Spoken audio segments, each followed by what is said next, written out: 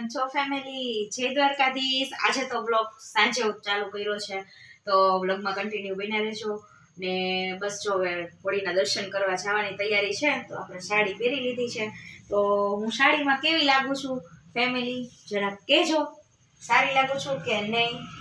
જો હું સાડી બહુ ઓછી પહેરું છું, પણ આપણે તહેવાર હોય ને એટલે સાડી પહેરી જ લઈ છીએ। તો ચાલો, અમારા ધનવી બેને તૈયાર થઈ ગયા છે।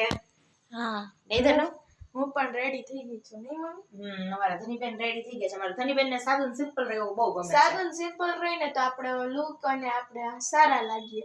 સાદું સિમ્પલ રહેવાનું, બહુ ભક્કો નહીં થવાનું। અમારા ધનીબેનને તો સિમ્પલ જ ગમે છે, અમારા ધનીબેન સિમ્પલ રહી।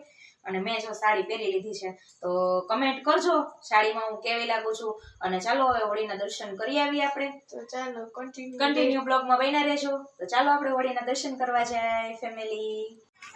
તો બસ જો હવે આપણે પહોંચી ગયા છીએ, તો તમે જોશો કેટલું બધું પબ્લિક છે, તો ઘણો બધા લોકો છે। અહીંયા તો અંધારું છે એટલે અમારો હા। ફેસ નહીં દેખાય। અહીંયા ફેસ નહીં દેખાય, પણ થોડાક આપણે લાઈટમાં આવી જાય। અને જો કેટલો બધું પબ્લિક છે, ચાલો આપણે દર્શન કરી આવી। તો ચાલો દર્શન કરી લેજો, તમે પણ દર્શન કરી લેજો બધા, અને વિડીયોમાં કન્ટિન્યુ બન્યા રહેજો ફેમિલી। તો ચાલો ફેમિલી કન્ટિન્યુ બ્લોગમાં બન્યા રહેજો। આપણે પહોંચી ગયા છીએ અને થોડીક ભીડ છે, તો થોડીક વાર રહીને આપણે દર્શન કરીએ। જાઓ કેટલા બધા માણસો છે, બધા દર્શન કરવા આવ્યા છે। હવે આપણે દર્શન કરી લેશું નહીં ધની? ચાલો તો ચાલો વિડીયોમાં કન્ટિન્યુ બન્યા રહેજો, અને આપણે દર્શન કરી લઈએ, અને તમે પણ દર્શન કરી લેજો બધા। તો ચાલો કરી દે। તો ચાલો ફેમિલી બધા દર્શન કરી લેજો, અને તાપ બહુ લાગે છે, ને આપણે દર્શન કરીશું। તો વિડીયોમાં કન્ટિન્યુ બન્યા રહેજો, ને બધા દર્શન કરજો, અને તમારે ત્યાં કેવી રીતના છે એ કમેન્ટ કરજો।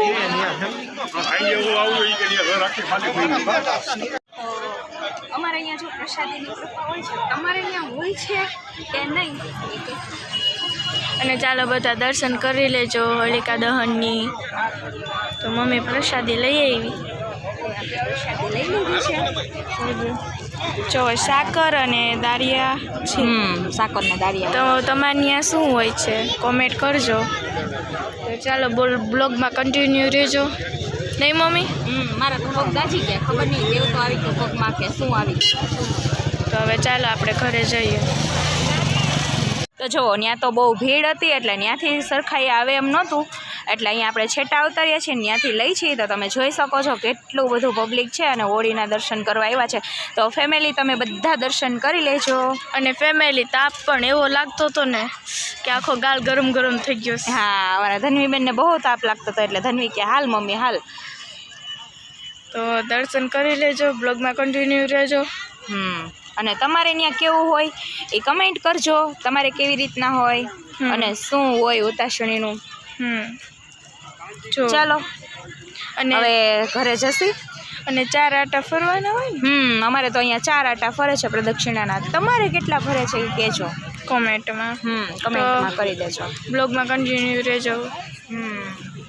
જો અહીંયા હોળીના દર્શન કરવા મસ્ત કાનુડો બનાવીને લઈને જાય છે બધા।